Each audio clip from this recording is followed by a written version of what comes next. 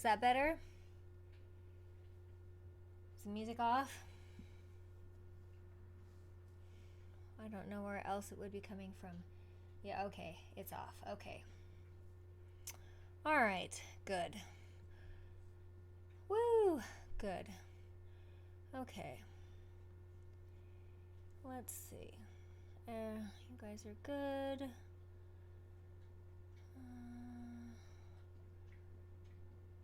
I'm gonna do that and restart that. Float doesn't seem to want to do it, and neither does Twitch. So let's try that again. If you are on Twitch, will you let me know if you can see the screen? Because I'm getting a black screen. Hey, Fort Putnam, how are you?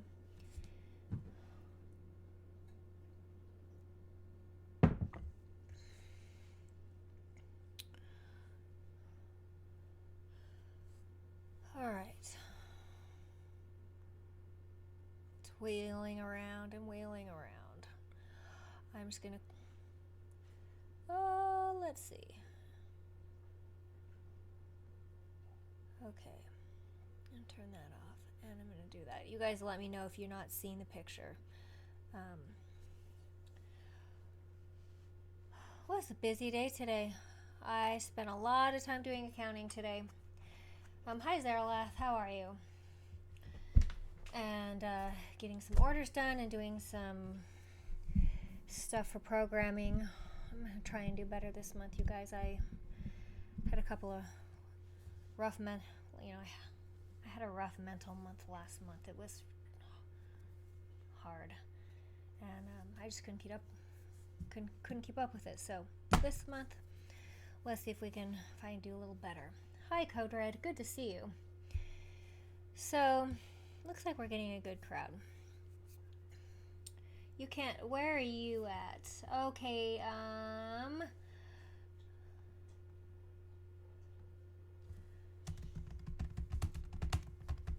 Refresh your screen.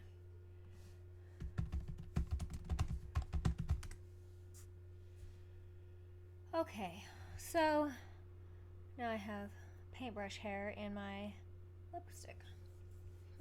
Hi, Soul Tribe. How are you?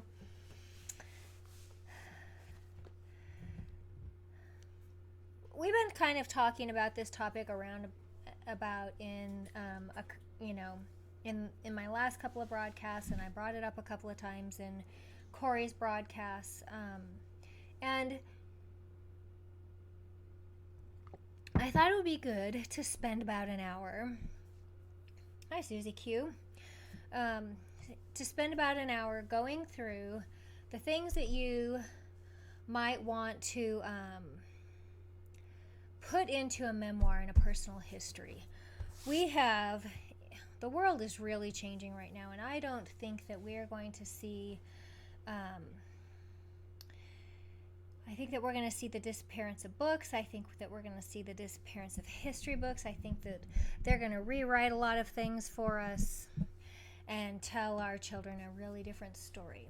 And it is going to be up to us to tell our children and grandchildren what the world was like before the New World Order came in, before the global reset, before COVID. This is going to be up to us to keep a record of this. And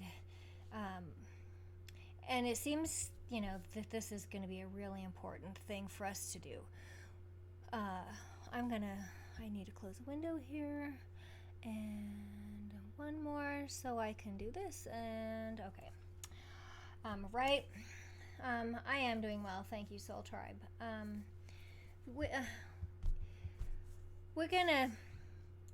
There are a whole bunch of different ways that you can record your book. You can record it, in a digital journal and print the pages. You can write it in a notebook. You can get a binder and you can type your pages up and stick them in there. The idea in this conversation is to go from a digital book to a paper book. Something that's written, something that can be hidden, something that can be preserved and passed, passed from family member to family member, and to our grandchildren, and copied and passed down again. So I kind of really like to use a binder and page covers, and I like to print my pages and stick them into my notebooks and keep it this way. It's kind of big and it's kind of bulky, but it's much tidier than my own handwriting.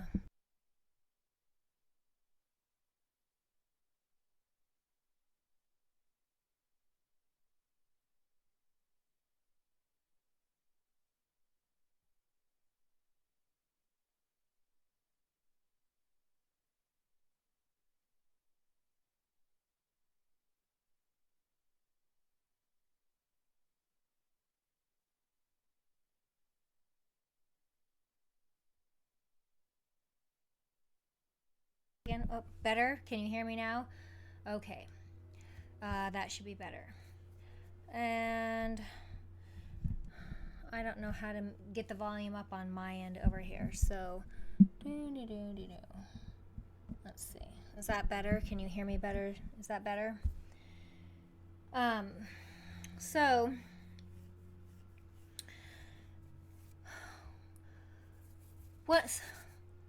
let's start with hi Nicodemus, thanks for joining me. Let's start with a little bit of family history, and let's write down, we want to put our birth date in there, we want to put our parents' birth dates and death dates if we have them, where they were born and where they died. And then, you want to build a family tree back about 4 generations if you can. And, so that's your parents, their parents, so your grandparents, your great-grandparents, and your great-greats. And all the children that come underneath those. And you want to put that in there. 4 generations is pretty decent information for proving your family line, for proving who you are, for proving where you came from, and for keeping kind of a record like that. If you want to go farther back than that, I absolutely I absolutely encourage it. So, go back as far as you can. But if you can't, go back as far as you can remember, or as far back as your family members can tell you. And you write it, type it out, put it in pencil if you want to, so you can add to it and change it until you have all the information that you think you want in there. This is kind of like what you would do in the front of an old family Bible.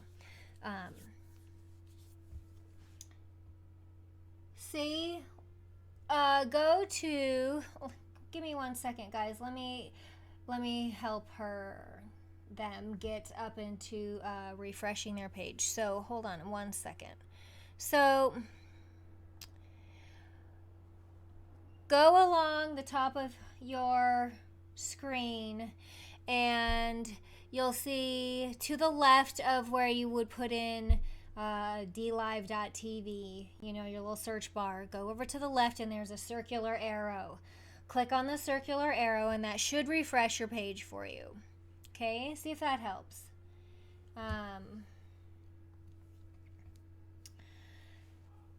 And I don't know if they can hear me, so if someone in the chat can help them get their page refreshed, that would be great. Thank you, guys. So start with your family history, and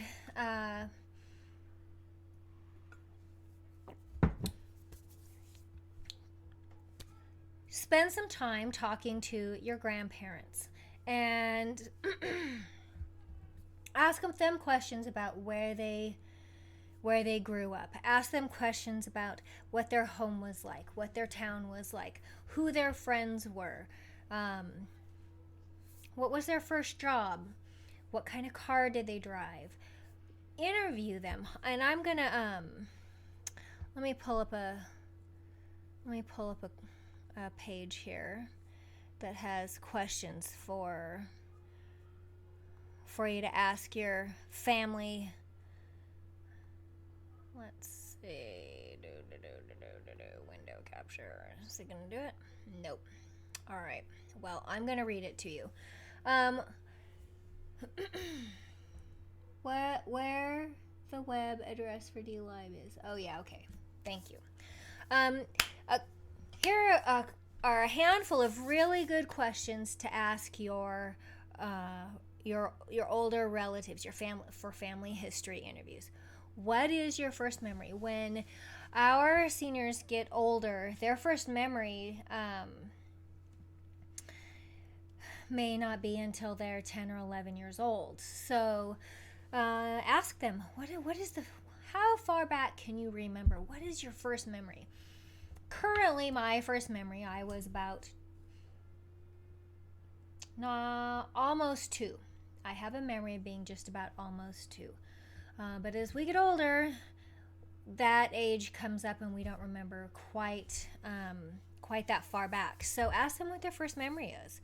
And ask them to tell you about the oldest relative they remember. That could be, if you're talking to your grandmother, she could remember her great-grandmother. So that's 5 generations back. And she might have some really wonderful stories to tell about your 5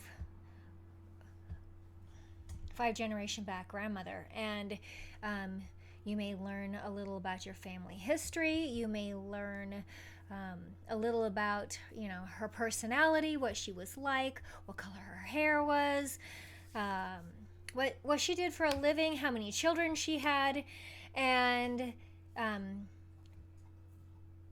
these are things that we can't find by looking online in the old newspapers and things. And some of it we can find in old microfiche, but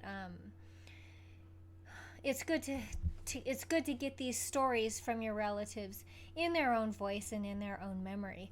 And if you can, record them digitally so you have a soundbite of their voice. This becomes a really big treasure for younger generations. If you have a video and a vocal recording of your very elderly relatives, ask your relatives how their parents met. Did they meet at school? Were they high school sweethearts? Did they work together in the same place for a job?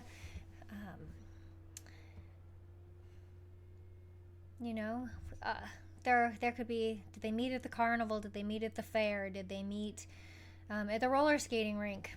Where did they meet? Ask where their parents met. Tell me about your childhood home. Ask about the childhood home. Was it a farmhouse? Was it a ranch house? Was it a city house? Was it an apartment? Was it along the ocean? Where was the family home, and what did it look like, and where were the secret cupboards, and what color was their carpet, and what color was it, and was there glass in the windows? Because as we go further back, sometimes the homes didn't have glass in the windows. So ask questions about the childhood home. And what were the family's favorite holidays to celebrate? Was Christmas the family holiday, or was it Easter? Was it Halloween? Was it, did they celebrate solstice? What were the holidays they celebrated, and how did they do it? What were the foods they included in their celebration? Did they have special music? How did they celebrate their holidays? Who came over? Did the family come and visit? Come to the family home, or did you go to the grandmother's home, or did you go to your aunt's home? Ask all those questions. Let's see. What were your favorite subjects in school? Who was your favorite teacher, and why? How did you meet? How did you meet your spouse? And describe your wedding day. A wedding day is a day that has memories that stick. The video shouldn't be paused. Okay, all right. Wedding days are so full of family energy and family dynamics that people rarely forget their wedding day. They rarely forget the people who were there. This is a good conversation to have with your relatives, and ask about the day their first child was born. Ask about their first child. Did the baby look the way they imagined? How was the delivery? Did they have the baby at home? Did they have the baby in the hospital? All of these questions make really excellent records. Let's see. Ask about your relatives' friends. Who were their best friends and why? How old were they when they met? How long were they friends? What did they do together? What made the friends so special to the person you're interviewing? Describe their first job, and what did they do with their first paycheck?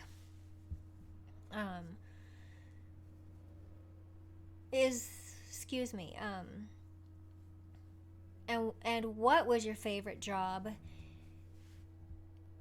and why? Who are some of your heroes? Our older generations will often have some very interesting people to choose for who their heroes were.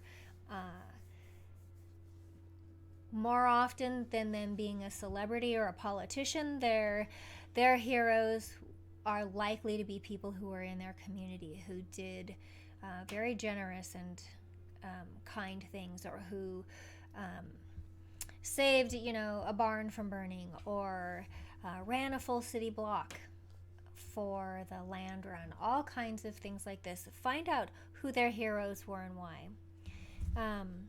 Describe your experience of a historic event. So, we have relatives that could tell us about what happened in their life the day Pearl Harbor was bombed, or what happened in their life the day that JFK was shot. Ask them from their perspective about these historic events and let them tell you their stories. They will have very interesting perspectives because of the way they viewed politics at the time, because of the way their family talked about the world around them, and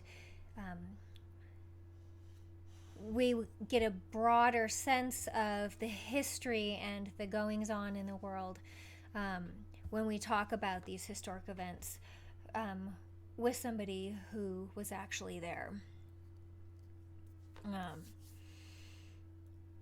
Some of our relatives will have no experience with computers, but some of them will. So ask them about their experience with a first computer, and what their favorite songs and books were, and if they played an instrument, and where and when have you been the happiest? What were the most joyful times in their life?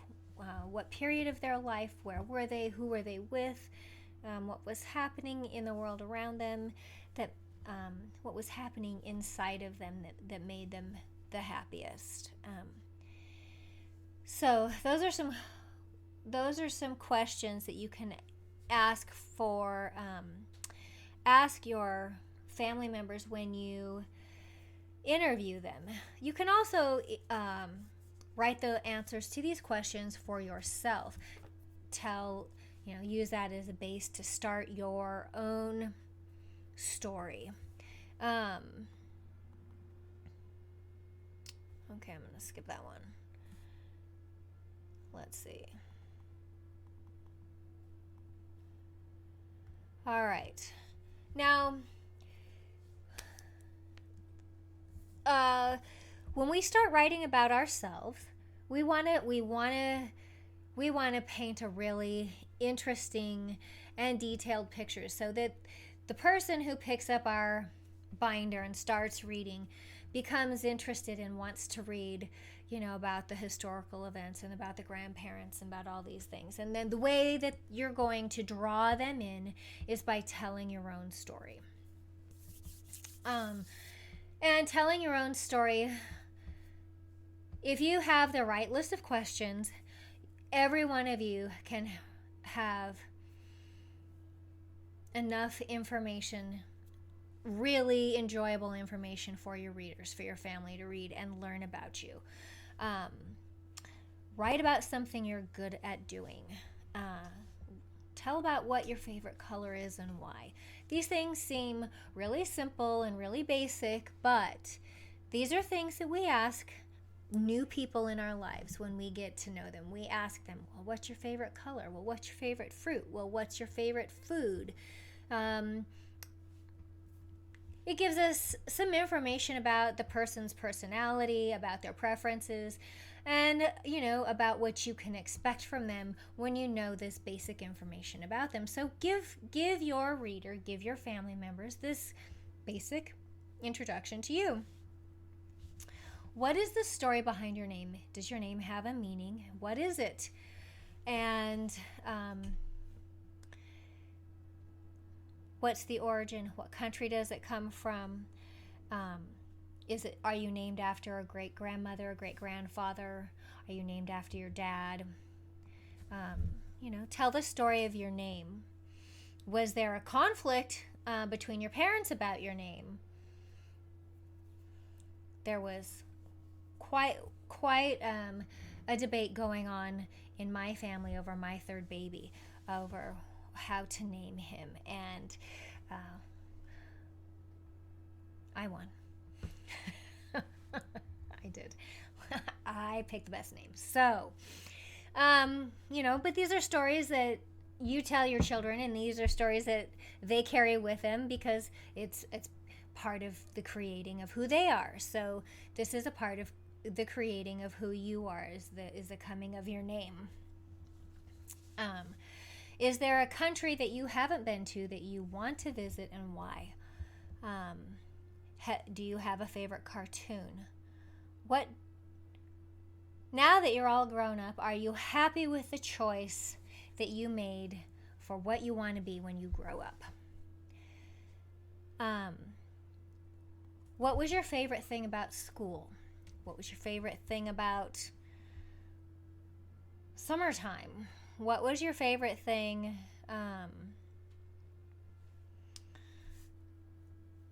What was your favorite thing about church if you were a churchgoer? Is there one thing that you would have wanted to change about your life when you were in school? What is your favorite season and why? And what would you like to invent and why? Is there an invention, something you have percolating in the back of your mind that you think would make the world just that much easier and just that much better? What would your invention be? Let's see.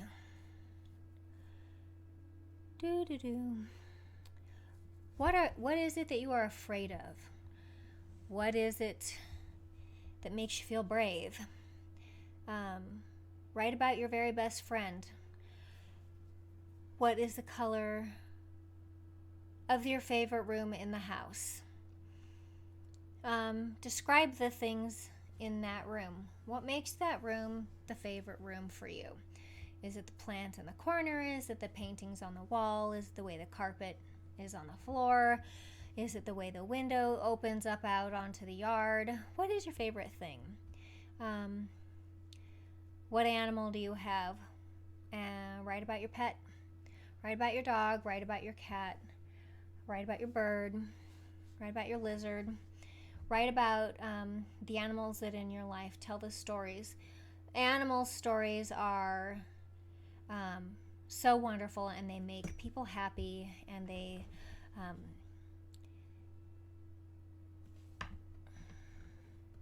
they bring people into your life in a way by talking about your animal and the things that you took your animal to do, like the hikes that I take Opal on, or taking her to the beach, the days I took her to the beach. Writing about those things are good memories for me, and they will make wonderful stories for the reader. Um, so, those are some of the things that you can start off with writing about yourself.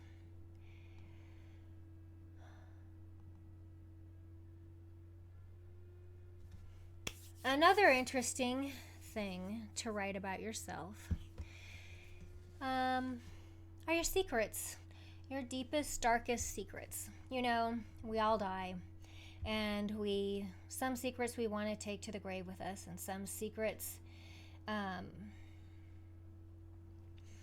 you know, some secrets we keep because of pride and embarrassment, and some secrets we keep because we promised somebody else we would keep a secret.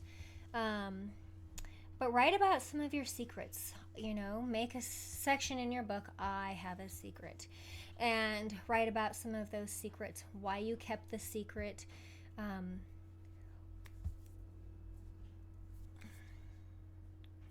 what the secret meant to you, why it was important at the time for you to keep it private, and what the telling of that secret, how that either frees you or oh, thank you. How telling that secret either frees you up and relieves the weight on your soul, or how the telling of that secret heals a thing, or how at some point you told a secret that you shouldn't have, and telling that secret caused drama. But talk about the secrets. They're so interesting, and they give your viewer or your reader something really personal about you, and it makes you real to them. It makes you human to them. It makes you somebody that they wish they could have sat and had tea with, or made pancakes with, or done a barbecue with, or taken a hike with. It keeps you alive, and gives their imagination things to think about, the things they would have wanted to tell you if you were a good secret keeper, or maybe they would have energy wishing that you had been able to tell a secret so that you could unburden yourself with it. But share your secrets. It seems a little scary. No one's going to see your book until you die. So write them out. Let them go and write them out. It's beautiful. It's beautiful writing to do it. Some other things that you can write about yourself is if you spent time in the service, where you served, and where you served, what branch of the service you were in, where you were stationed. I have a wonderful friend who had letters from her mother and dad, who wrote back and forth to each other. He went at the end of World War I, and he also went to World War II. And between the two wars, he wrote about 800 and some odd letters back and forth to her, and they had their own special code between them, because every letter that was sent was censored, and because they didn't want anybody knowing where he was stationed, for security's sake, security for the troops, and security for him, and security for any mission he might be on. So they had to be really careful about what they wrote, and she had all these little black marks in her letters, and he had black marks in the letters from her. And my girlfriend wrote a book. And the book is called My Own Darling, and it is the love story between Grant and Mary Valentine, and who are her adoptive parents. And she had all these letters, so she was able to tell this story. So if you have letters, include the letters. If you don't want to lose a letter, stick it in a sheet and put it right in your notebook, and then you can put a sheet behind it and write about who the letter was from and what was going on in your life at the time that you received the letter. Tell the story of the letter. Tell the story of the letters. Include those things in your notebook as you tell your story. Let's see.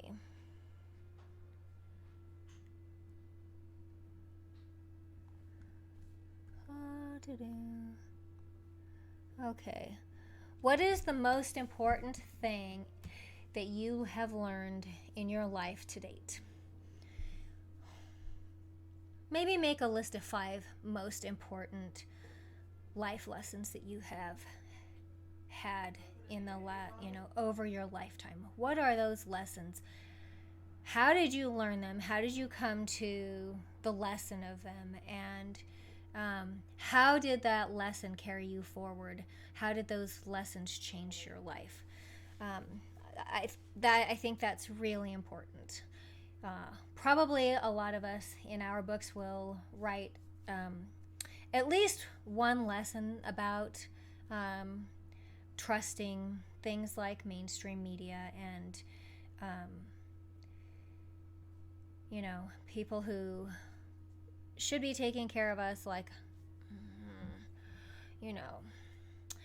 our politicians and things who we voted in, who we put in office, who did not do it. This will be a lesson, a historical lesson for us. Yes, this video will be available as a replay down under DLive, and I will also put it on my Brighteon. So you'll be able to get it fractal, no worries. You're welcome. So talk about the lessons that you've learned. It's really nice to be able to read somebody else's struggle and their challenge and how they faced it and overcame it. And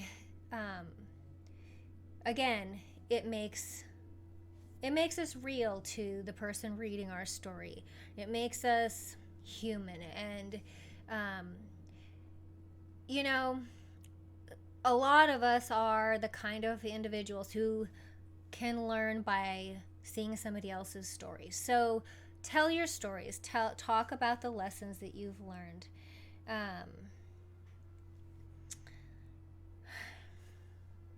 Talk about the lessons you've learned. Talk about the challenges that you've had and how you've overcome them. Be honest. The more honest you are, number one, the more easily your writing is going to flow. Tell your story. Tell it in the language that you speak in. So, write the way you speak. You want your reader, you want your family, you want your great-grandchildren to get a little of your voice in the way you are writing. So don't worry about writing with big flowery words. Don't worry about, go ahead and don't use the 3-letter things that we all do on our phone, the LOL and the WTF. Don't write those, spell those things out. But make note. This made me laugh out loud the day I saw this. This made me cry. This, put a lot of language that describes your emotions and your feelings. Put a lot of language in there that describes your thought process about the lessons that you're learning.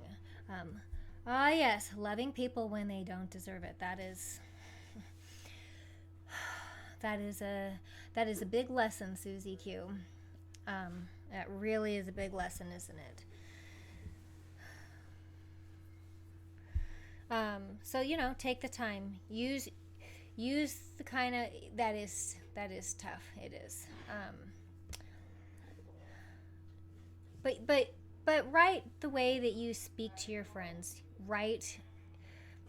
This is generally not the most advisable method because uh, it's not polished and it's not professional. But what we're trying to do with this project is to leave a little bit of ourselves behind so that when we have generations that gone beyond us that read it, they get some of our personality, and that comes through the way we write and tell our stories. So be sure that you don't censor yourself too much in the way you write.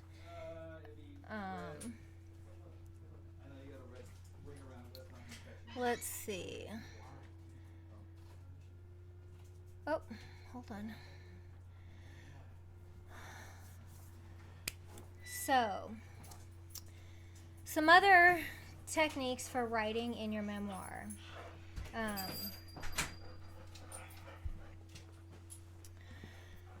Choose a theme.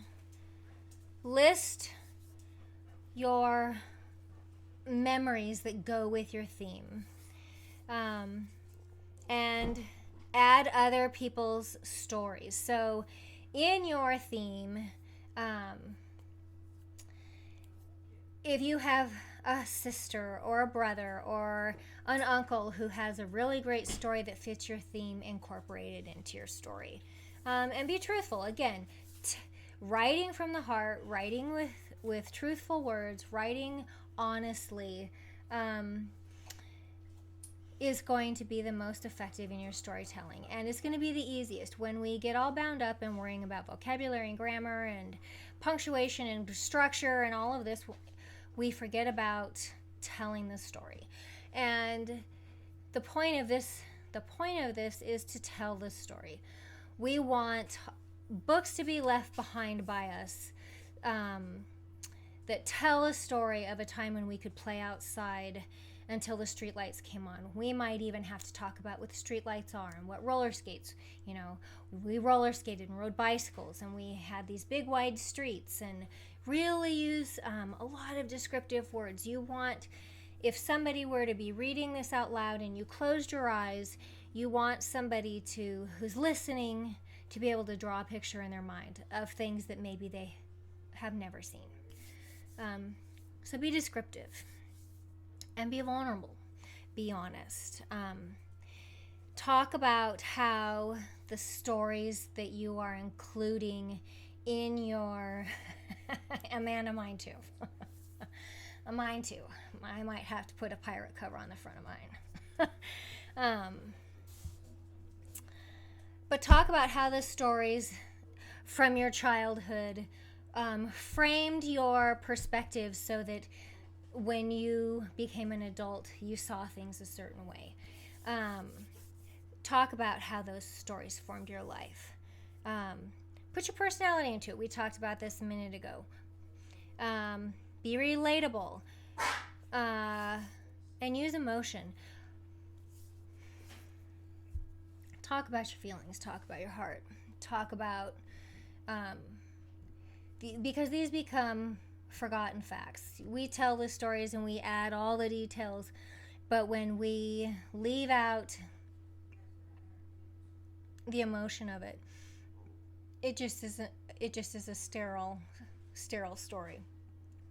And we want our readers in the future to read these stories and want to recreate what was lost. We want to give them an example of what the world could be like. We want to give them an example of what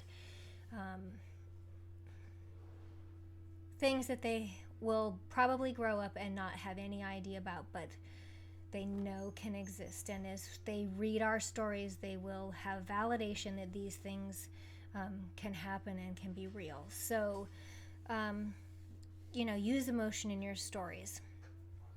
And make the message clear right away.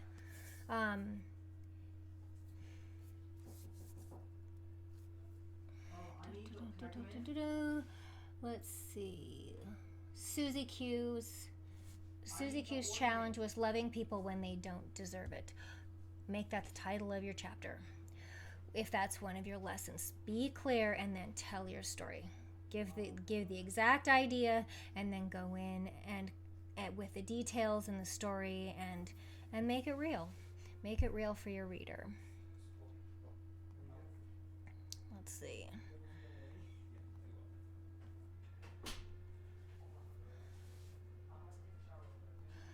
Remember, we're doing this because knowledge is power, but it is a terrible power when it is hoarded and hidden. We don't want to hoard and hide the memories of our childhoods. We don't want to hoard and hide these things because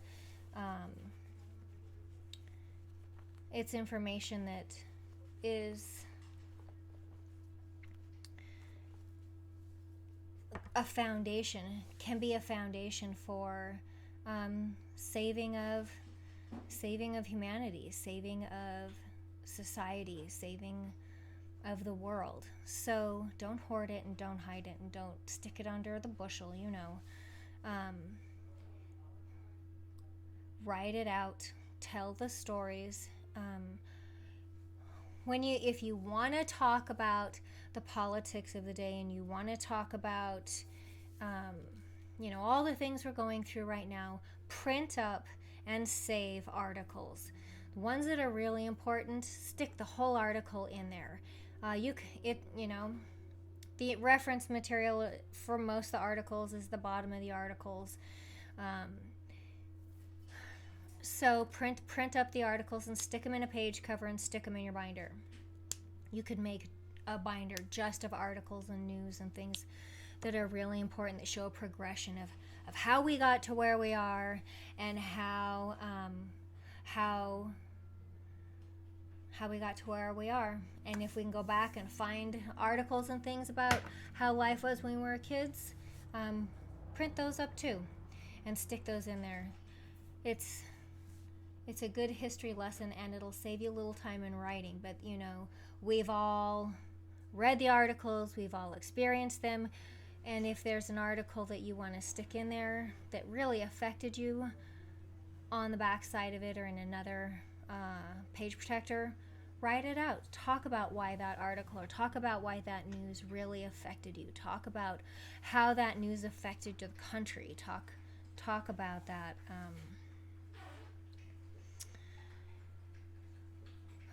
Talk about your experience with the articles that you have incorporated into your notebooks and why those things were important to you personally. Don't just stick them in there. It won't have any reference to your family who reads them in the future if you don't talk about why those are so important to you today. Boom.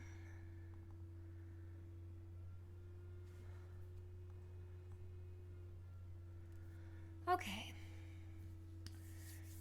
Talk about what your today's mindset is. What do you think about today? What is your mental frame?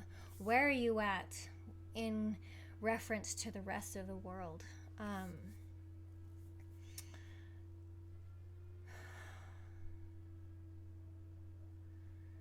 Are you feeling brave? Are you feeling ready to fight? Are you feeling defeated?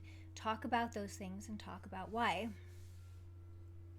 In what areas of your life do you self-sabotage? We all have personal roadblocks. And again, when we talk about these things, we demonstrate our humanity and we share our struggle and we share our insight. And these are things that give the reader an opportunity to learn something about the world, because they're not going to experience it the same way we are or we have. And the things that we have experienced in our childhood are where we find our self-sabotaging blocks. And so when we talk about them and what they are and how we cope with them or how we deal with them or how we move around them. It's a teaching tool. What are you most grateful for within your life? Make a list, do several pages of the things you're grateful for, your gratitude list. Write those things out. From the big grandiose things to the very small things that seem only significant to you. Write those things out in detail. Make a list and then go back and spend 30 days doing a paragraph or 2 or 3 about the things that you're grateful for. Take the time to do that.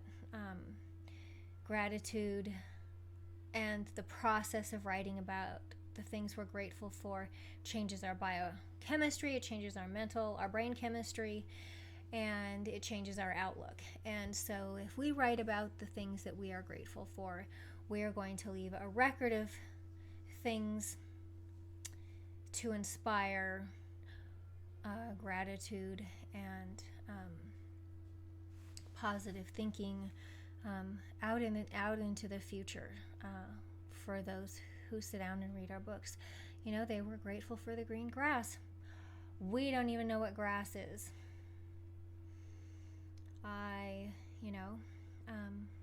I'm grateful for the ocean, for the sound of the waves. Why?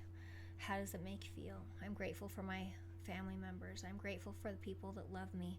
Describe the people that love you and the things they do. Write about those things. This is a great way to write about your friends, your favorite family members. This is a great way to write about your relationship with God. What your blessings are, the things that you feel that are your blessings in your life. So do some gratitude writing.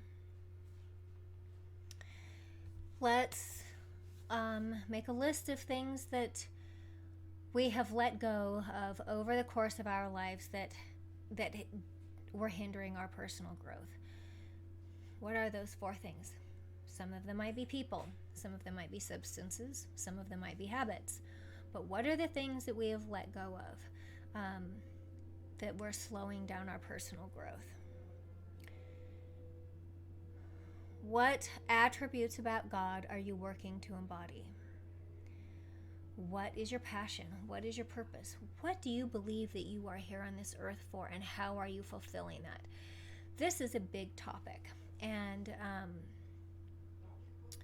this is a really great one because it gives you an opportunity to talk about the things that you are most passionate about, the things that you spend your every waking hour thinking about. It gives you the time to you're streaming well now. Okay, good.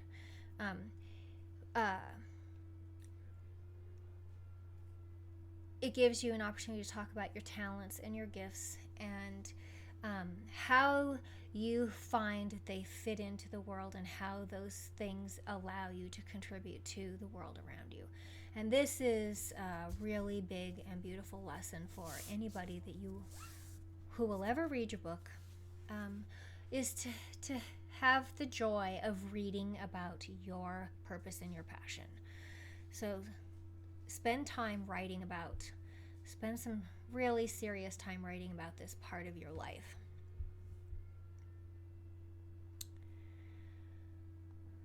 My last slide.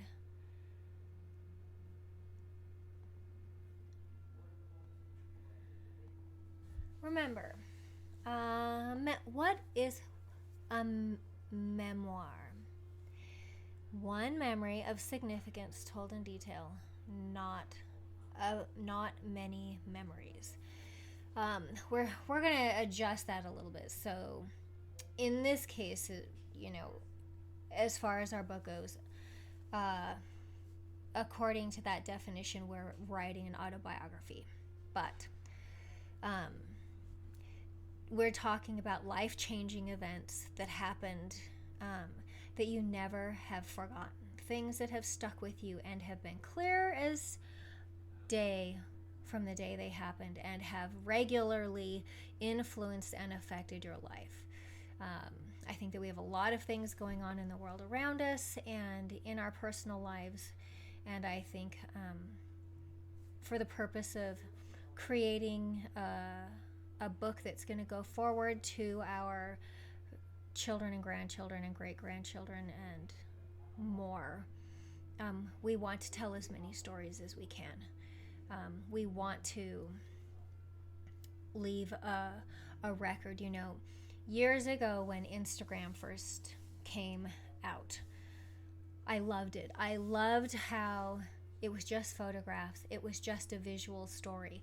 And there were millions and millions and millions of photographs telling this visual story about the world, about people, about people's hearts, about their experiences, their heartbreaks, their loves, their joys. In a photograph, no words, no writing, nothing. We're coming to a point where we need to create something like that in a book that tells all of our stories. Add photographs, add articles, add voice recordings. Make it a treasure trove. Make this personal record of yours a treasure trove that anybody who eventually has their hands on it will feel like they are so lucky to have a record of this time in the world. It is a window into your life. It is a window into the life of the country. It is a window into the life of your family. And it is a glimpse into how all these things affected you personally and changed you and molded you and made you who you are. And you know, we become who we are again and again and again and again. And we develop and we mature and we progress, hopefully. And but this happens through having the emotional experience tied to all of the things in the physical world around us. So this is the thing I have been wanting to talk about, getting people to consider doing and spending the time doing. I keep a book next to my bed and I write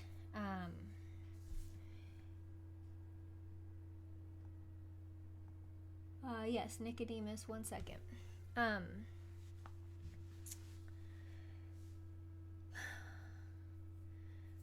I write 10 minutes in my book, or I do a drawing in my book. I use colored pencils and pens and things, nothing fancy, but I let my brain unwind for a few minutes every night by doing a little drawing in my book. Sometimes they're really lovely, and sometimes they show how angry and frustrated and tired and worn out I am. And when the journal is finished, I stick it in the bookcase and start a new one. But you can do the same thing with a binder and your laptop or a piece of paper, lined paper and a pencil, and start writing your stories and sticking them into your book. One story a night, maybe one story 3 nights if it's a really big story. But take the time and write your stories, save the articles, tell why they're important to you, show, put copies of your photographs in your book. Make it a treasure. It's going to be one of the most valuable gifts that we can leave behind when we are done in this life. So if you can take the time to make one, you will benefit and bless your family very much with these books.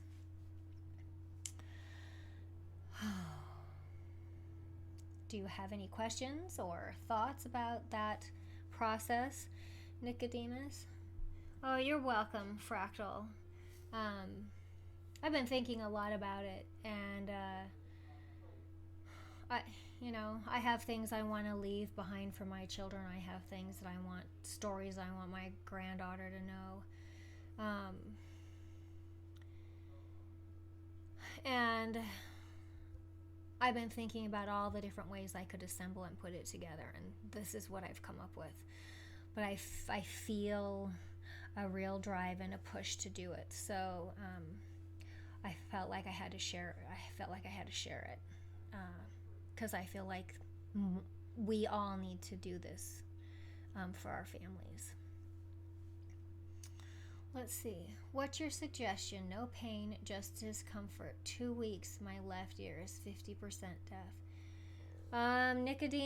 Nicodemus, have you tried ear candling? And did you get water in your ear? Or,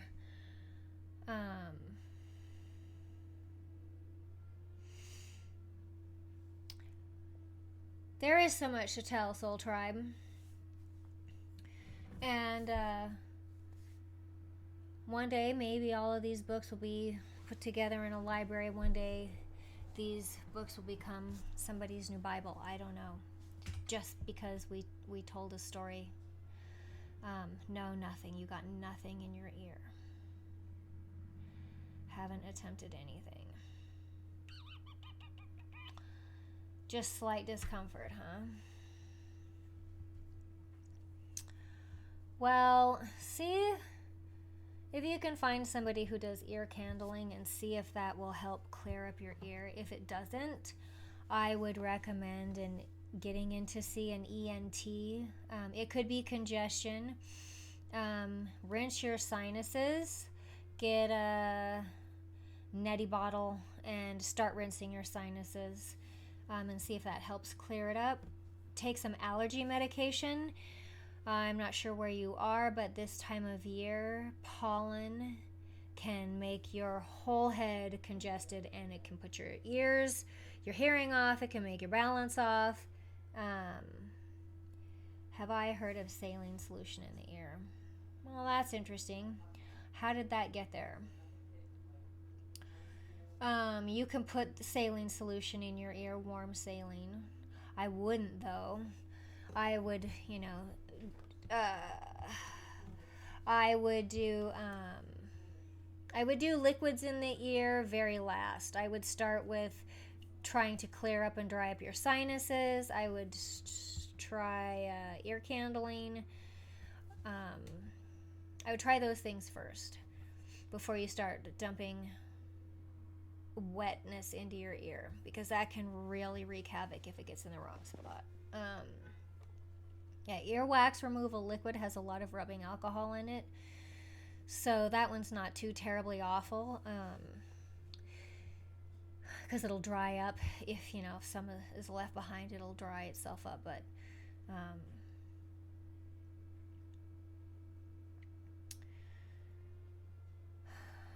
I hope a little bit of that is helpful. If ear candling is amazing. Yeah, it does wonders for cleaning up your ears. Usually doctors will flush an ear with peroxide and water. Yeah, they will. And they also have a little sucker in case some fluid gets, they have a little, like a straw, a suction, that they can suck out anything that stays behind. But start with the dry stuff, and if you need to go to the wet stuff, see a professional. It is really frustrating when you're hearing it feels tight on one side or another. Warm water spray with some with tools. So it makes you feel like you're kind of off balance in your room, and it makes you feel weird in spatially. So I get that. Goodness. Well, you guys, thank you for coming in and joining me tonight. And on Friday at 2 Arizona time, Zaralath is coming on, and we're going to go over runes, how to pronounce the names, how to draw them in the correct line order, and their meanings. So please be sure and join me in Zaralath on Friday for that. I'm really looking forward to that. That's going to be a fun hour or so. So we'll yeah, you're welcome. You're very welcome, guys. I'm gonna okay. Yeah, it will be fun. Nicodemus, if you get stuck, there are some good suggestions in here. You can contact any of these people or myself for additional help on how to clear up that ear. So good luck with that. And thank you guys for being here with me tonight. Happy Tuesday, and we'll see you later this week. Bye, guys.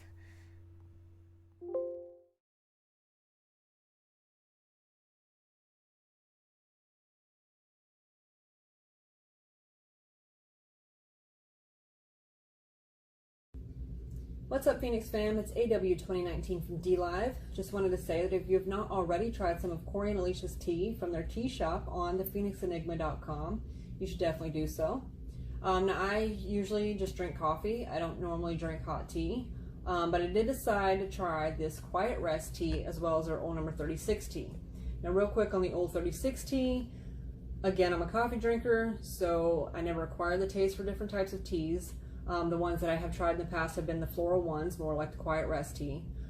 This particular one has orange peel, licorice root, ginger, turmeric, black pepper, and coriander. So it's more of a spicy tea. I did try some when I first got it, but it's really not my thing. So if you're into the spicy stuff, then you will probably really enjoy this tea. But me, personally, not a fan of it. But the Quiet Rest tea I really did enjoy, being that I'm not a tea drinker, and this one is a floral. I did enjoy this tea. This tea here has chamomile, lavender, lemon balm, passion flower, and valerian in it, which seemed to help me sleep the very first night that I took some. I have trouble sleeping at night, so when I do fall asleep, I usually toss and turn.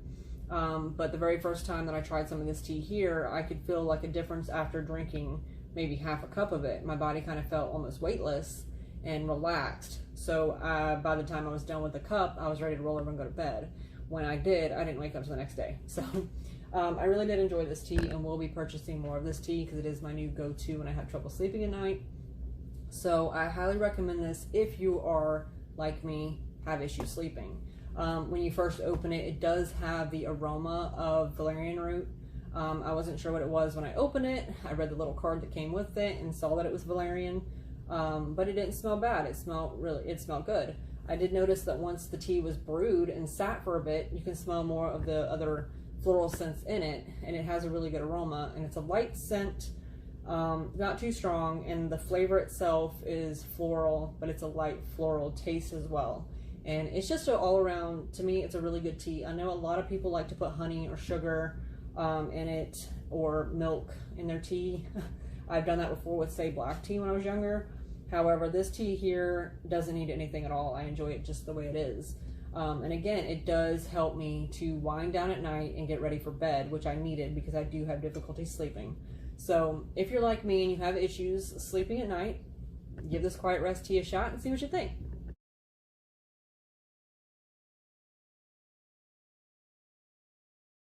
On top of that, if you haven't already, be sure to check out the Phoenix Enigma coffee mug. They come in a variety of colors. I decided to go with the gray.